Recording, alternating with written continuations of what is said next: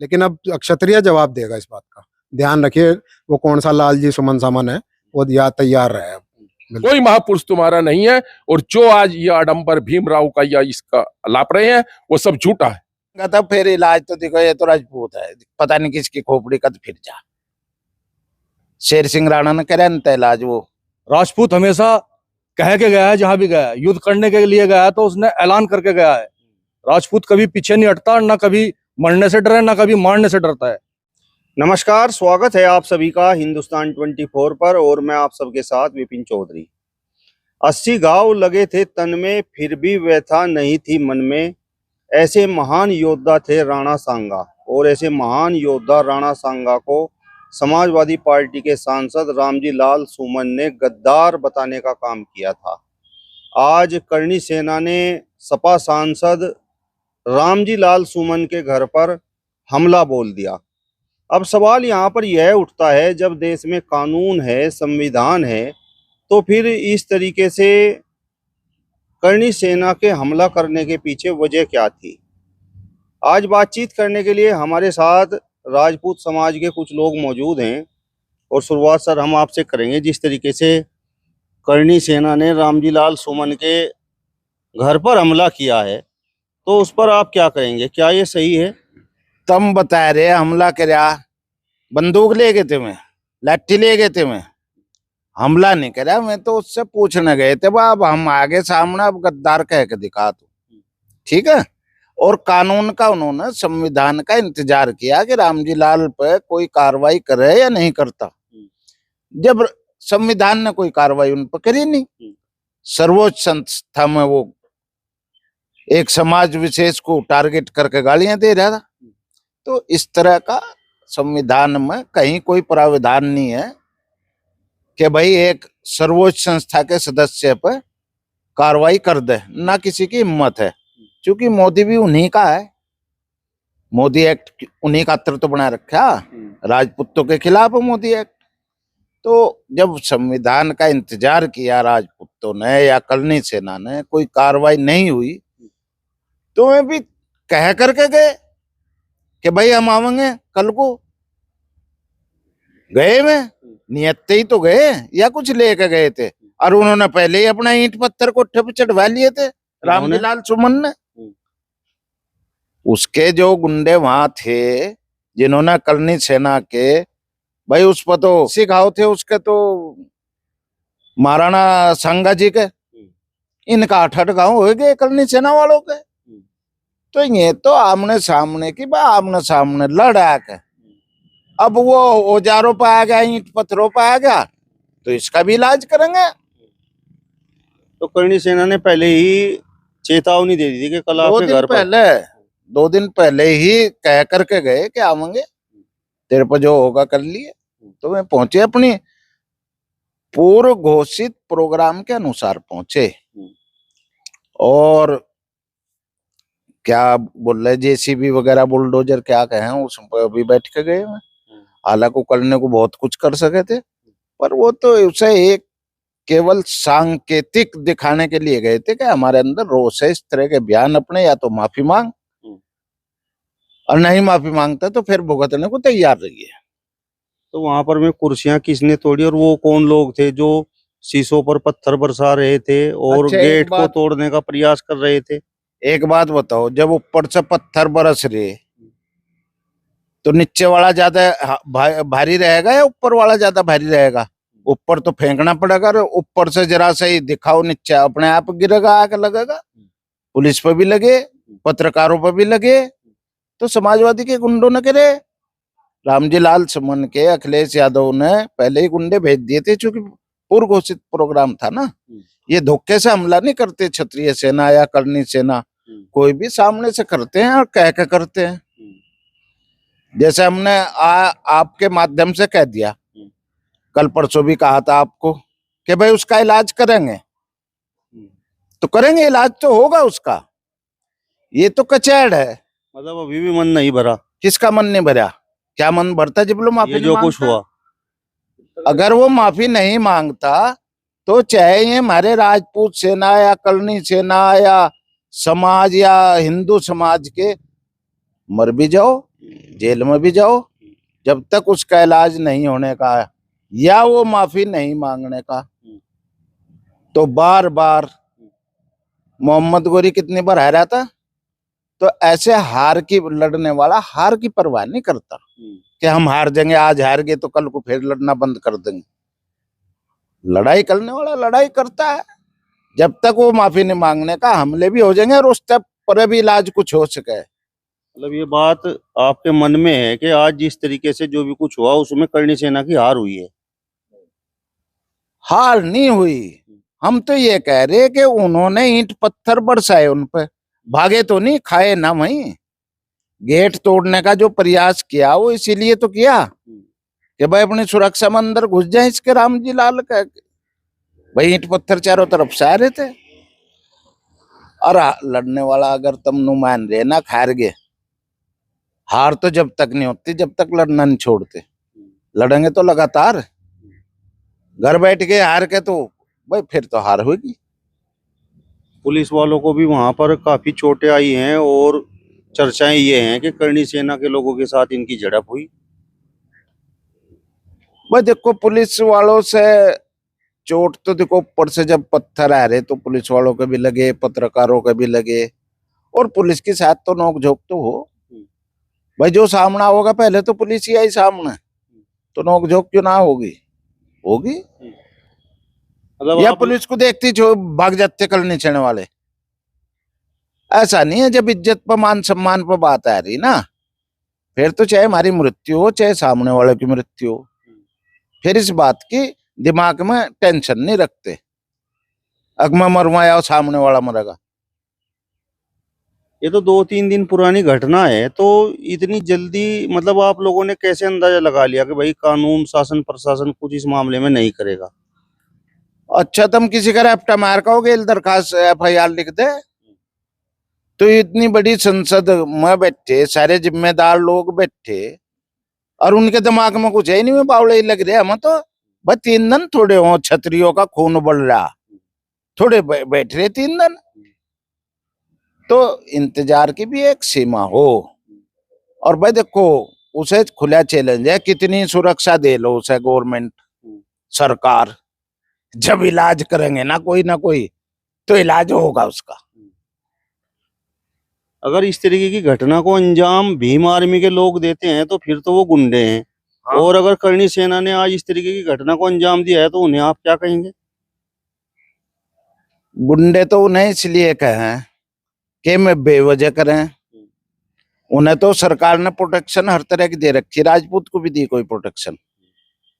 बताओ, Modi act they दिया उन्हें तो हरिजन भाइयों को, दे दिया कि नहीं दे दिया कि बिना जांच के अंदर कर दो इन्हें, राजपूतों को या स्वर्ण समाज को या हिंदू समाज को। बहुत सारी 36 बिरादरियों पर लगे या मुसलमान पर भी लगे या हरिजन एक्ट। तो ठीक है, ये अखिलेश यादव लड़वाने का काम कर रहा, देश में बीज बो रहा लड़ाई के, तो अखिलेश यादव को भी देखेंगे। अखिलेश यादव तो भाजपा पर आरोप लगा रहे हैं, वो कह रहे हैं कि भाजपा लड़ाने का काम कर रही है।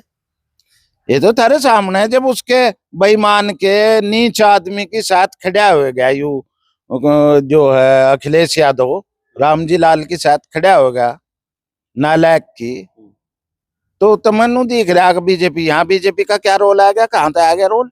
हाँ, बीजेपी की सरकार है, उसे सख्त एक्शन लेना चाहिए था रामजी लाल पे, नहीं ले रही। हम भी तो यूं कह रहे हैं कि उनके साथ है या बीजेपी भी, हमारे साथ स्वर्णों के साथ नहीं आया, और वो अखिलेश भी उनके साथ है। तो इलाज हमें अखिलेश का करना, पहले इसे बीजेपी को बाद में देखेंगे। आप कह रहे हैं कि 30-35 सीट अखिलेश को आपकी वजह से मिली हैं, उधर दलित इसका श्रेय ले रहे हैं। दलित कहते हैं कि हमने भाजपा के विरोध में वोट किया तो इस वजह से समाजवादी पार्टी यहाँ पर इतनी सीटें जीत गई। भाई चैलेंज किसने करा था?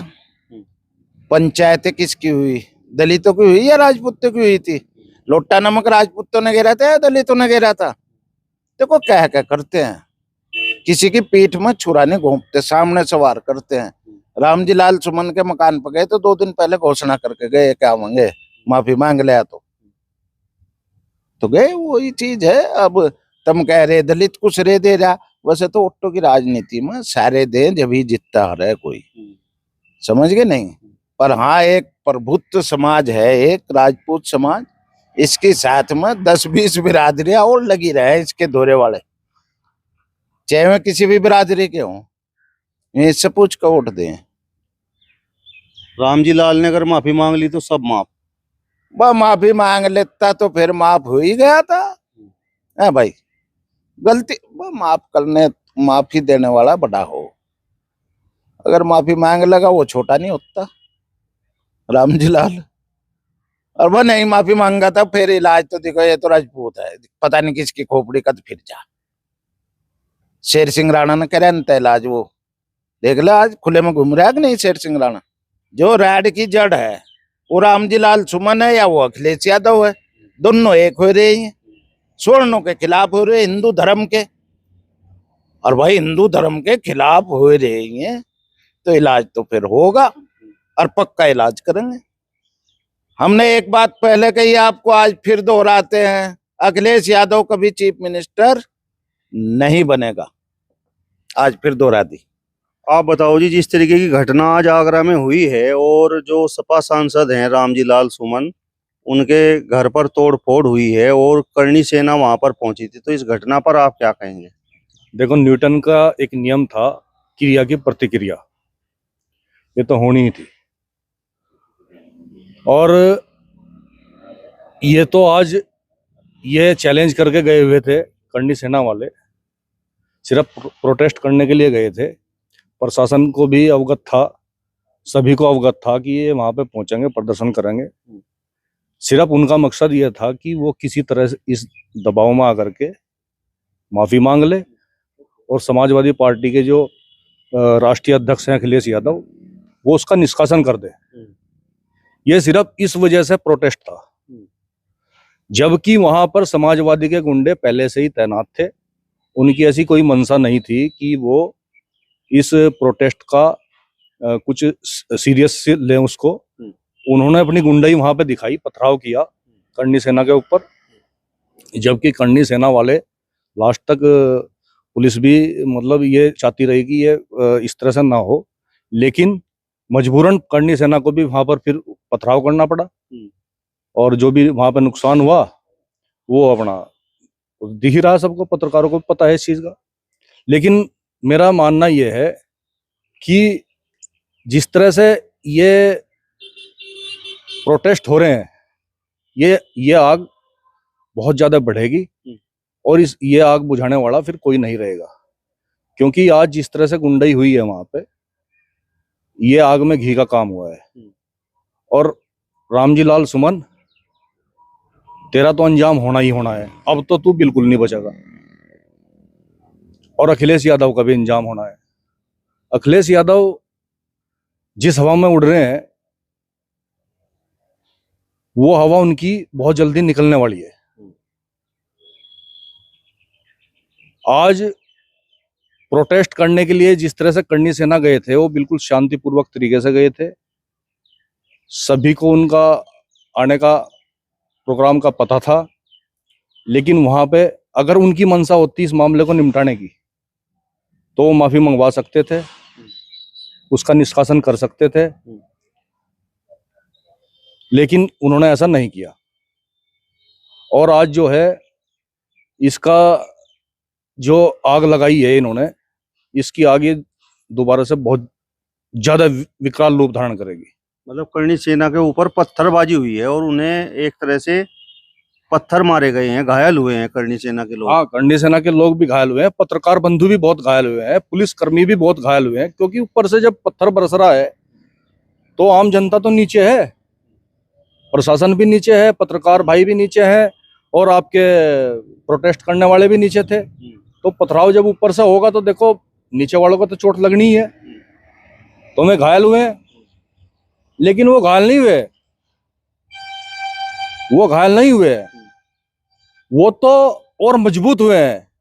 अब लड़ाई ये आर पार की होनी है, ये आर पार की लड़ाई होगी, और इसका अंजाम तो समाजवादी पार्टी को भुगतना पड़ेगा।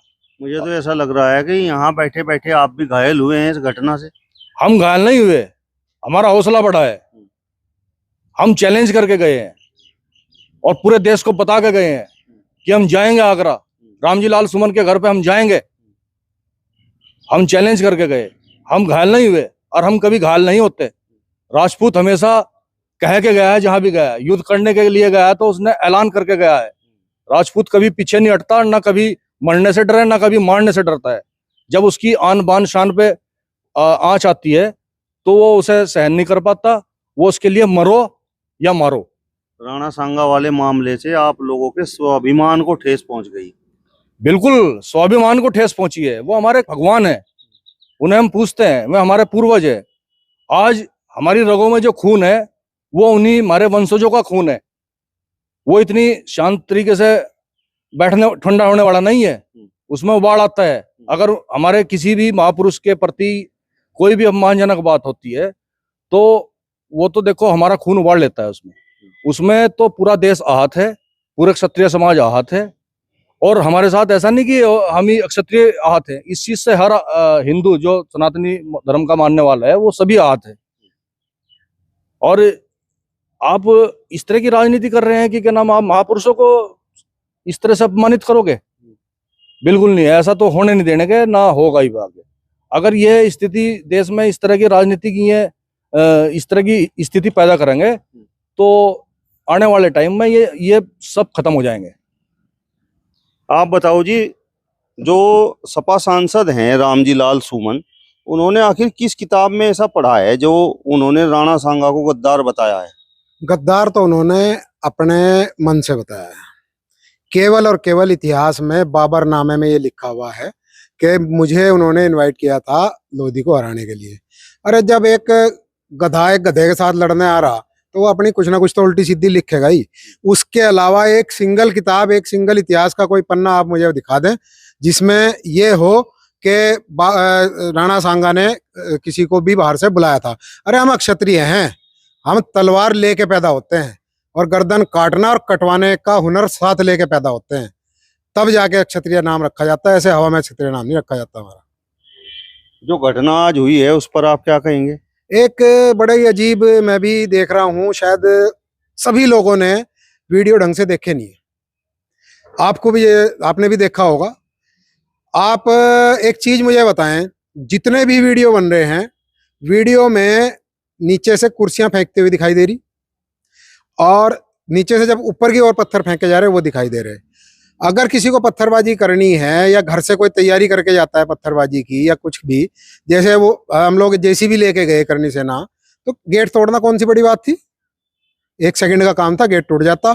दूसरी बात, यदि करनी सेना वालों के चोट ना लगे, जितने पुलिस वाले घायल हुए हैं ऊपर के पथराव से हुए हैं। आप वीडियो देखिए ध्यान से, गेट के पास हर दरोगा, हर सिपाही के सिर पे कुर्सी है। वो करनी सेना वाले जो नीचे खड़े थे उनसे थोड़े कर रहे थे, वो तो ऊपर से पथराव हो रहा था उससे कर रहे थे। ये बिल्कुल झूठ है। कोई इन्होंने अटैक नहीं करा, कोई इन्होंने इस तरीके का काम नहीं करा कि आप उन्हें कहें। केवल और केवल करनी सेना को, और करनी सेना के जवान हमारे घायल हुए हैं। अक्षत्रियां हैं, छोटी मोटी चोटें तो लगती रहती हैं, सड़क चलते रखती रहती है, कैसे भी लगती, कोई फर्क नहीं पड़ता। हम तो गर्दन कटने और कटवाने में फर्क नहीं मानते, इतनी छोटी मोटी चोटों से क्या फर्क पड़ रहा है? क्षत्रिय हैं। रामजी लाल सुमन पहले से ही तैयारी में थे। हाँ बिल्कुल। देखिए आप एक बात सुनिए, गुंडे हैं ये, तो गुंडे हैं ये। कहाँ एमपी जी ने इतिहास का नहीं पता, ये तो गुंडे हैं। अखिलेश के पिताजी ने हिंदुओं पे गोली चलवा दी थी, तो ये तो करनी सेना पत्थर ही चले। अभी तो इससे तो ज्यादा उम्मीद थी हमें, तो कुछ भी करवा सकते हैं। गुंडे हैं, गुंडागर्दी कैसी भी है, कुछ भी करवा सकते हैं। हाँ, लेकिन अब क्षत्रिय जवाब देगा इस बात का, ध्यान रखिए। वो कौन सा लाल जी सुमन सामन है, वो तैयार रहे। बिल्कुल। आप बताओ जी, जो आज घटना आगरा में हुई है और करनी सेना ने जिस तरीके से सांसद रामजी लाल सुमन के घर पर पत्थरबाजी और तोड़फोड़ की है, तो उस पर आप क्या कहेंगे? करनी सेना का तो देखिए एक बात है कि अगर कोई क्रिया होगी तो उसकी प्रतिक्रिया जरूर होगी।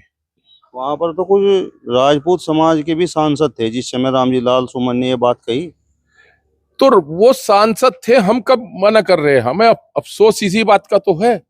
वो सांसद तो बिल्कुल, वो क्षत्रिय कहाँ रह गए जब उनका खून उबाल नहीं आया? उनको उसी समय विरोध करना चाहिए था।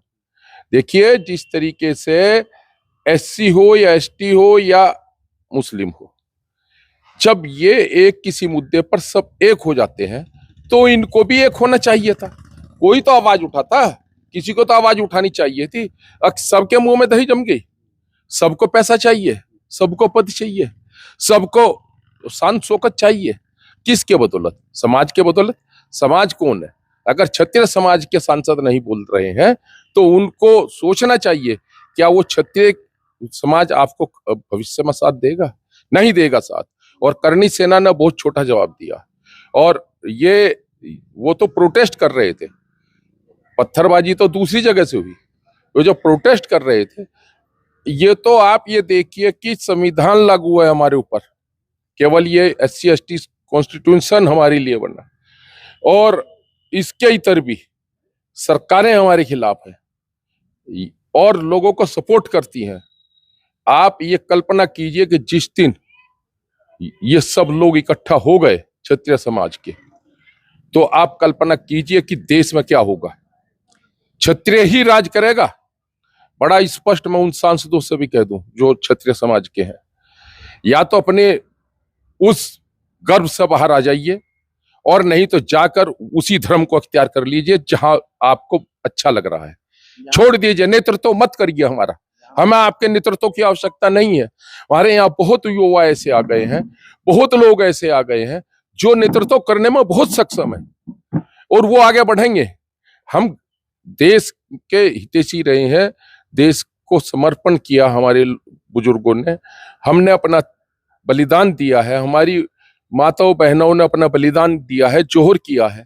कोई इसलिए नहीं किया कि देश जो है कहीं भी बिखरता फिरे। हम जो है, हमने अफगानी यहाँ नहीं घुसने दिए, मुगल यहाँ नहीं घुसने दिए, उनसे युद्ध करते रहे। 80 घाव कोई ऐसे नहीं लगे थे, 80 घाव लड़ते हुए लगे थे। हाथ लड़ते हुए कटा था, पैर लड़ते हुए कटा था, आंख में भाला लगा था। और लोग क्या कहते हैं, अरे राम जी लाल, तुम जिस बिरादरी से आते हो उसके इतिहास में देखिए कि तुम्हारा कौन सा ऐसा महापुरुष हुआ, कोई एक तो बताकर दिखाओ। कोई महापुरुष तुम्हारा नहीं है, और जो आज ये आडंबर भीमराव का या इसका लाप रहे हैं वो सब झूठा है। चलिए, तो फिलहाल इस वीडियो में बस इतना ही। अगली वीडियो में फिर आपसे मुलाकात होगी। तब तक बने रहिए हिंदुस्तान 24 के साथ। नमस्कार।